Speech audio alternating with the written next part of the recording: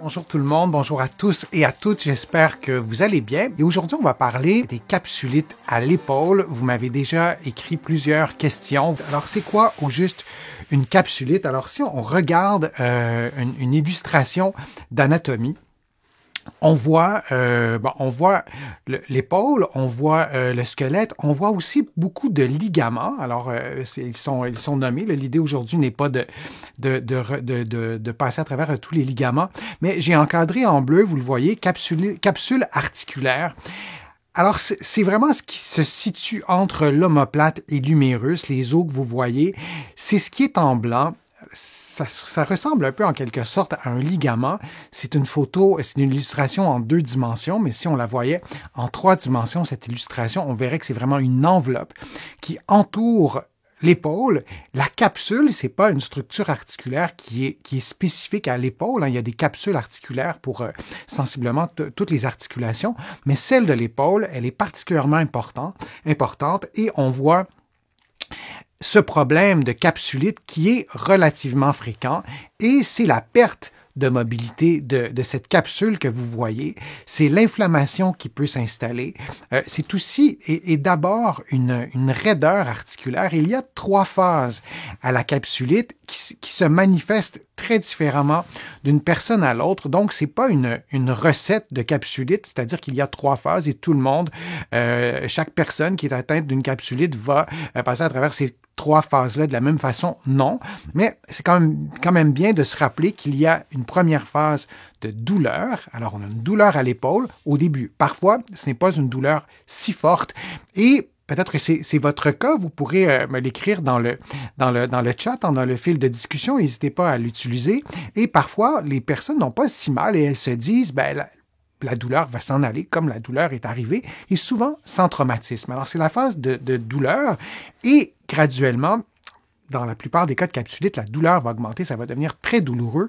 Et la manifestation douloureuse qui incommode le plus les patients, souvent, c'est la nuit. On n'arrive pas à bien dormir, on n'est plus capable de se coucher sur le côté atteint, sur le côté douloureux, et on arrive ensuite à la phase de la raideur et il y a des chevauchements entre les 3 phases. Donc, l'épaule va devenir de plus en plus raide. Et là aussi, on s'en rendra pas trop compte. Dès qu'on n'aura pas besoin de lever le bras au-dessus de 90 degrés, ce qui, dans la vie de tous les jours, on peut très bien fonctionner sans lever le bras trop haut et on ne se rend pas trop compte de la raideur. On ne lave pas des plafonds à tous les jours, on ne change pas des ampoules à tous les jours. Donc, on n'a pas nécessairement besoin de l'amplitude complète 24 heures sur 24, alors on perd de la mobilité dans les fins d'amplitude et on ne s'en rend pas compte. Alors ça, c'est la deuxième phase, la phase de la raideur, et il y a ensuite la phase de la récupération, pour la nommer comme ça, on pourrait utiliser plusieurs termes, mais c'est la phase où on va retrouver une partie ou la totalité du mouvement et où la douleur va s'en aller. Alors ça, c'est les 3 phases de la capsulite, et ce qui distingue ou ce qui caractérise la capsulite, c'est vraiment la raideur articulaire. C'est-à-dire que si j'ai un patient qui a une capsulite, même si moi je bouge son épaule, je ne pourrai pas la bouger dans toute l'amplitude. Il y aura une raideur. Si la personne est au repos, si elle dort, si elle est sous anesthésie, il y aura une raideur. On ne pourra pas bouger son bras comme on le souhaite. La plupart de mes patients et de mes patientes, et c'est souvent des patientes, c'est beaucoup plus fréquent chez les femmes, les capsulites apparaissent sans traumatisme. Une capsulite qui est traumatique, c'est fort différent d'une capsulite non traumatique. Parfois, il y a eu un segment dans l'articulation. Parfois, il y a d'autres structures anatomiques d'atteinte, mais on a besoin de consulter tout le temps, mais quand il y a un traumatisme, on a besoin de savoir s'il y a une fracture. Est-ce que la fracture, elle est intra-articulaire? Est-ce qu'elle est dans l'articulation, à l'intérieur de la région qui est enveloppée par la capsule, ou elle est ailleurs? Alors ça, c'est des questions très complexes. Dans ces cas-là, il faut absolument, non seulement consulter, mais il faut aussi consulter en réadaptation et avoir un suivi. Alors, quand c'est une fracture traumatique, une capsulite traumatique, c'est quand même fort différent. est-ce qu'on peut prévenir une détérioration? Par exemple, vous vous êtes rendu compte par vous-même, disons, que vous avez un début de capsulite. Est-ce que vous pouvez, en faisant des exercices, freiner tout ça, éviter que ça dégénère? À ma connaissance, on n'a jamais démontré ça.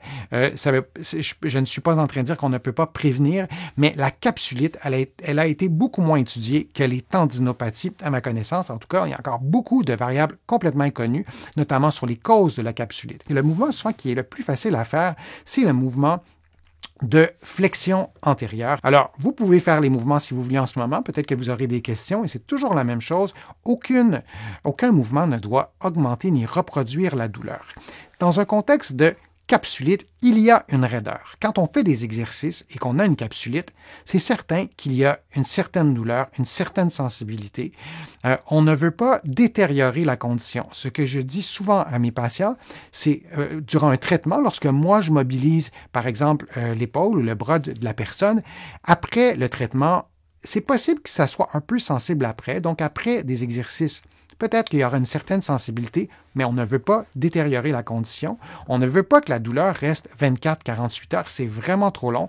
C'est peut-être qu'on en a trop fait, peut-être qu'on n'a pas fait les bons exercices, mais à ce moment-là, on modifie notre façon de faire, mais en commençant d'abord par diminuer la dose, le nombre d'exercices, la durée des exercices, ajouter des pauses. Alors, si vous avez une capsulite et vous tentez de faire ce mouvement-là, ça serait assez étonnant que vous puissiez faire le mouvement que je suis en train de vous montrer dans toute l'amplitude.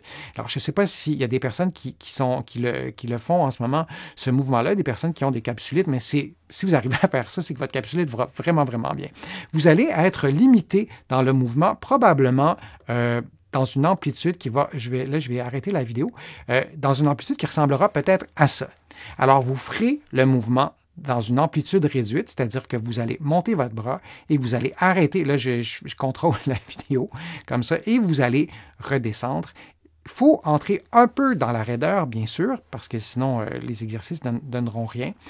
Et on prend une pause et on peut faire des séries de 5, 6, 7, 8, 9, 10 mouvements et on redescend. On peut faire 2 à 3 séries, mais vous devez adapter les paramètres à votre condition physique. Je vous montre les exercices, je vais repartir la vidéo, je vous montre les exercices en position assise. Tous les exercices, dans un contexte de rééducation de capsulite, c'est essentiel d'être capable de faire les exercices au moins couché sur le dos et aussi en position assise. Vous pourriez les faire aussi debout. Si on ne fait les exercices que dans une position, notre rééducation est beaucoup plus difficile. Alors, il y a Amélia qui nous répond que c'est impossible de faire ce mouvement-là. En général, lorsqu'on a de la difficulté à le faire en position assise, souvent c'est un peu plus facile de le faire couché sur le dos parce qu'on n'a pas la gravité, on n'a pas à déjouer le poids, à combattre en fait le poids des bras parce que c'est quand même assez pesant des bras. Alors parfois c'est un peu plus facile de le faire couché sur le dos. Et lorsque vous le faites couché sur le dos, plutôt que de commencer l'exercice dans la position que vous voyez en ce moment, moi je vous conseille, imaginez que je suis couché sur le dos.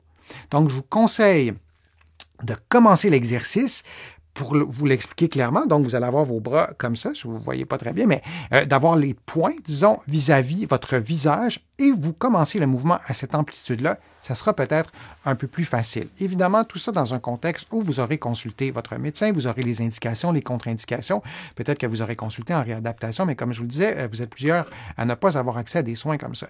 Alors, vous pourriez le faire couché sur le dos, ça devrait être un petit peu plus facile. Alors, c'est en général, quand on a une capsulite, on commence par ce mouvement-là. Il y a une bonne question de Max, mais est-ce qu'on peut faire des exercices lorsqu'on a une capsulite, on est dans la phase de douleur? En général, une capsulite, quand vous êtes dans la phase de douleur, il y a aussi une raideur. Et parfois, la douleur, elle est vraiment très invalidante. Et lorsque la douleur, elle est vraiment très invalidante, souvent, on a aussi une raideur qui est invalidante. Alors, je vous dis qu'il y avait des chevauchements entre les phases, hein, ce n'est pas une après l'autre. Et dans ces cas-là, il faut être très prudent avec les exercices parce que lorsqu'on fait des exercices qui augmente, qui déclenche la douleur ou qui prolonge la douleur, ben, souvent, on va plutôt régresser. Il m'est arrivé régulièrement de voir des patients chez qui les exercices, ça ne fonctionne pas, ça déclenche la douleur. Il y a plusieurs types de capsulites. Il y a des patients qui sont beaucoup plus irritables, que leur épaule est beaucoup plus irritable et le moindre mouvement va amplifier les douleurs et on a l'impression de tourner en rond. Fait que dans ces cas-là, on ne va pas faire tout plein d'exercices, on va prendre d'autres stratégies. Je ne vais pas élaborer beaucoup aujourd'hui sur les injections, sur les infiltrations que vous pouvez avoir, mais parfois, dans un contexte de capsulite, ça peut être une bonne idée d'avoir une infiltration, une injection de peu importe la substance, pas peu importe, mais il y a plusieurs types d'injections qu'on peut avoir dans l'épaule et ensuite, on arrive à mobiliser davantage l'épaule. Plutôt que de faire des exercices, parfois c'est de consulter en réadaptation un physiothérapeute ou un kinésithérapeute.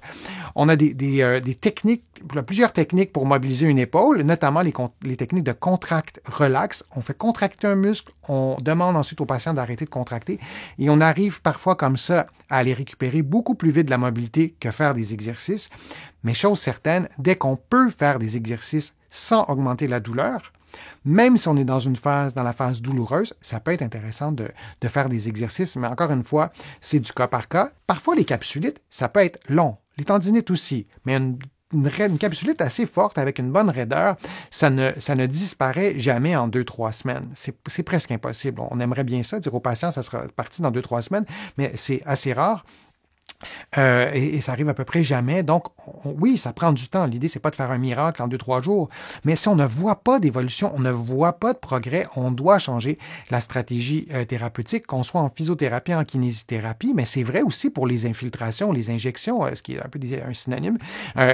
Si vous avez eu 3 infiltrations, 3 injections, et il n'y a aucune différence, ben, c'est peut-être intéressant de changer de stratégie thérapeutique. Les personnes qui ont adoptent en fait cette voie thérapeutique-là, mais sans aucune rééducation, ben, si on ne voit pas d'amélioration, ça peut être intéressant aussi de changer de stratégie thérapeutique, mais une capsulite, ça prend du temps. Pourrait-on se guérir uniquement avec vos exercices? Probablement pas. Si on arrive à commencer une série d'exercices rapidement, parfois, oui, on arrive à donner un peu une pause au corps, à retrouver la mobilité. Et oui, ça peut y arriver, ça peut fonctionner, mais moi, je vous conseille vraiment de consulter et de consulter rapidement. Et une consultation, la résultante de la consultation, à mon sens, ne devrait pas être seulement une prise de médicaments, une infiltration. On a besoin d'avoir des conseils beaucoup plus